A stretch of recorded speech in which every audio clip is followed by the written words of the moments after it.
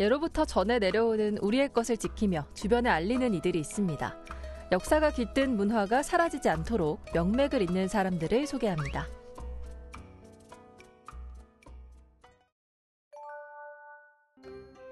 주인공을 만나기 위해 먼저 찾은 곳은 원주의 한 교육원입니다.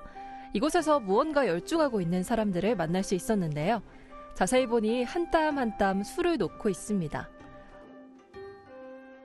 엄청난 집중력을 갖고 알록달록한 색실로 천 위에 아름다운 무궁화 꽃을 피우기도 하는데요. 지금 어떤 걸 하고 있는 건가요?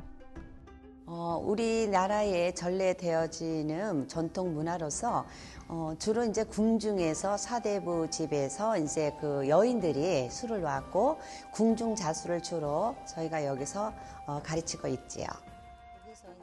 전통 자수는 옷감, 헝겊, 가죽 등의 색실로 무늬를 수놓아 장식하는 공예 미술입니다. 선사시대부터 시작해 문명과 함께 발달해 왔는데요. 규칙적이고 세밀하게 술을 놓아 나무, 해, 동물 등 다양한 것들을 표현합니다. 자연을 표현하기 위한 여러 기법도 배워볼 수 있는데요. 이 자릿수 놓을 때는 이렇게 꺼내가지고 컬러를 배치를 해보는 거예요. 이렇게 해가지고 여기에 이제 중앙을 이렇게 놓고 여기 가운데 다른 색을 또 놓아서 해도 괜찮아요. 전통자수 중에서도 궁중자수를 가르쳐줄 수 있다는 김기순 선생님. 민수와는 차이점이 있다고 하는데요. 그 금사 진금법은 내 작품을 더 업그레이드 시키고 싶다 그러면은 이 금사를 하면서 그 화려함, 고급스러움. 그래서 이거는 이제 사대부집 이상에서 궁중에서만 사용을 했다는 거죠. 이 금사실 자체는 상당히 비싸요. 실 자체가. 직접 강의를 신청한 원주 시민들에게 자수를 가르치다 보니 각자마다 실력이 달라 한 명 한 명 맞춤형 수업을 진행한다고 합니다. 이 중엔 약 7년 정도 꾸준히 수업을 들은 수강생도 있는데요. 올해 열리는 강원 여성 문예 경연대회를 준비할 만큼 실력자라고 합니다. 저는 전시 구경을 갔다가 거기서 궁중자수로 놓은 화려한 그 혼서집보를 봤어요.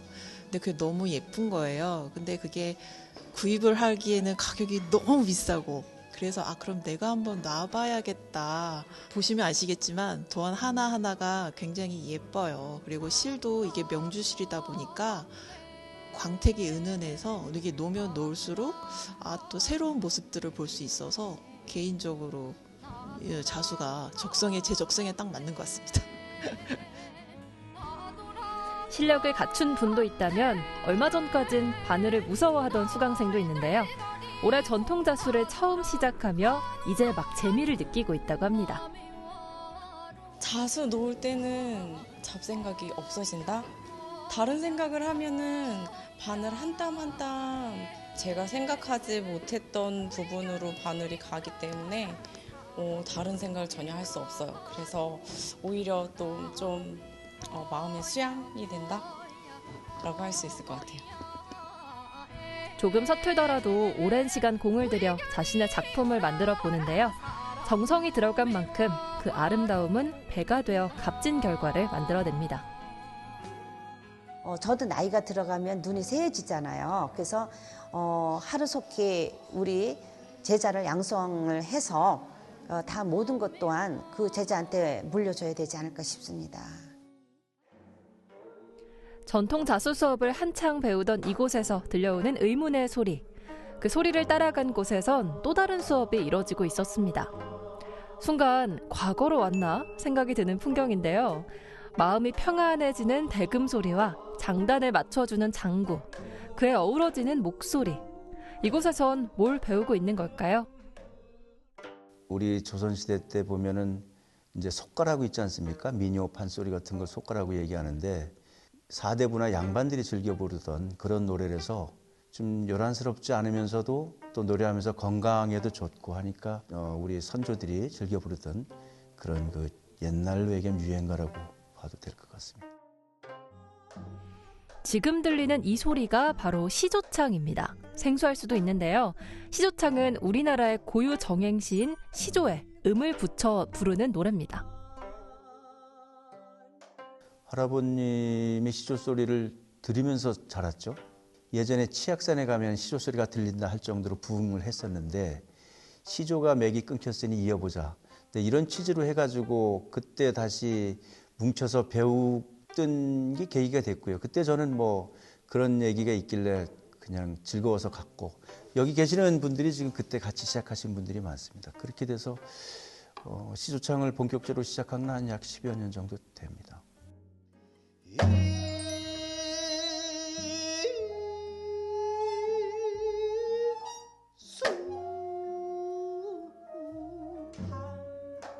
원주에서 시조창을 배울 수 있는 곳은 이곳이 유일한데요. 이 중에는 추후 있을 시조창 경연대회를 준비하는 사람들도 있습니다. 시조창을 처음에 2013년도 10월 달부터 저희가 시작했거든요. 그래서 거기서 이제 처음 시조창을 부르다 보니까 갈수록 더 매력을 느끼게 됐어요. 느림의 철학이라고 이렇게 그 선주님들을 이어가는 것 때문에 더 하게 됐죠. 음을 짚어주던 대금 연주자도 이 수업을 함께한 오래된 동료로 대금 연주자로서 풍성한 시조창을 위해 선뜻 도움의 손길을 내밀었는데요. 취미로 활을 구궁을 쏴요. 근데 활을 내는데 거기 활터에 계신 분이 여기 이제 지금 회원으로 계신 분 중에 한 분이 우리 대금 반주가 필요한데 좀 와서 해줄 수 있느냐 이렇게 와서 얘기를 좀 하셔가지고 시조창 같은 경우는 이제 관심이 좀 있었어요. 그래서 이제 생각을 하고 있다가 마침 또 제안이 들어와서 이제 그래서 와서 배우게 됐습니다. 그러면서 이제 대금 반주도 같이 하게 되고요. 삶에 지친 분들한테 굉장히 큰 위안이 될 수 있는 어떤 요소로 작용할 수 있다라고 저는 생각을 하거든요. 그리고 제가 경험을 했기 때문에 많이 마음이 좀 지친 분들이라면은 대금이나 시조창을 한번 경험해 보시면 어떨까 좀 추천드리고 싶습니다. 네. 시조창은 한 호흡으로 길게 뽑아내야 하는 음들이 많아 정확한 음을 내며 길게 호흡을 끌어주는 게 중요한데요. 연습하다 보면 자연스레 폐활량이 좋아진다고 합니다. 하면 할수록 폐 건강에도 좋고 우리의 꽃도 지키고 이런 게 바로 일석이조죠.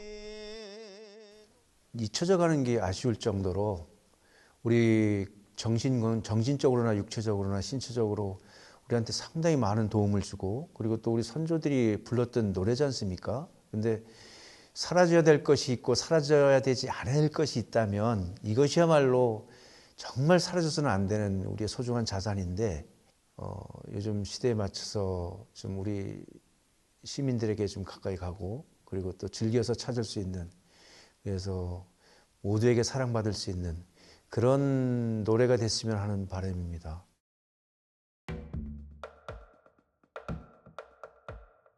두 번째로 찾은 곳은 이곳입니다. 안녕하세요. 네, 안녕하세요. 뭐 바쁘신 것 같은데 네. 어떤 작업을 하고 계신 거예요? 이제 칠을 쓰기 전에 항상 이렇게 걸러야 돼요. 이 걸음 종이에다가. 그래서 깨끗하게 한 다음에 이제 사용을 하는 건데 이게 이제 필수적인 과정이에요. 이곳은 바로 오칠기 전통 공예관인데요. 김대중 관장님께서는 오칠 널리 알리기 위해 힘을 쓰고 있습니다. 오칠한 물건은 내구성과 향균성 등이 뛰어나고 옷 자체가 약재료로 쓰일 만큼 장점이 많은데요. 1960년대에 채취한 것이 현대에도 사용 가능할 정도로 그 질은 매우 좋다고 합니다. 이런 장점을 일상생활 속에 녹여내기 위해 수저, 도마 등 실용성이 좋은 제품들도 직접 만든다는데요. 이제 해방이 된 이후에 원주 분들이 원주 옷을 가지고 원주 어떤 미래의 성장 동력으로 만들어야 되지 않겠나 이렇게 고민을 하다 그분들이 이제 원주 칠공예 주식회사라는 민간인들이 투자를 해갖고 주식회사를 만들었어요. 그것이 왜 이제 의미가 크냐면 산업화에 도전을 한 거예요. 이제 처음에 오칠 원액 생산, 그러니까 온나무 파종하고 온나무를 재배하고 거기서 원료를 채취해서 생산하고 그 다음에 그거를 가지고 오칠기 제품을 만들고 공예품도 물론 그래서 그걸 이제 판매하는 이 전 과정을 하는 거는 우리나라에서 유일해요. 그러면서 이제 원주의 오칠기 공예 문화의 뿌리가 내려진 거죠. 손때가 가득 탄 전시품들에게서 지난 세월의 향이 물씬 풍겨집니다. 오칠기 공예가 원주에서 자리 잡고 유명해진 이유 중 하나는 우리나라에서 자라는 온나무 중 원주에서 채취한 옷이 가장 질이 좋기 때문인데요. 일본에서 이제 동경예술대학, 거기가 한 역사가 130년 되는데, 거기 교수가 이제 굉장히 원주 옷을 너무 잘 알아요.